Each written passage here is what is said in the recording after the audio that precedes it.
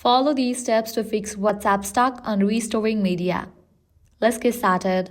First, what you have to do is check your internet connection. For that, launch your Settings app. Navigate to the option Wi-Fi. Click on the Wi-Fi network you are connected to. For this network, you will first restart your router and then rejoin it. Then you can head back, enable for the option Airplane Mode, wait for a few seconds and disable it. Heading towards next solution, what you can do is clear cache for WhatsApp. For that, close this. Launch your Settings app. Navigate to the option General. Click on iPhone Storage. Make sure you have enough storage in your device. If not, you can delete or offload the unused apps.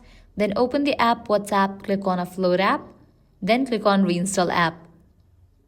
If none of these solutions work, completely delete WhatsApp from your device and again reinstall it and again retry the process. For that, you can close this. Press and hold on the WhatsApp.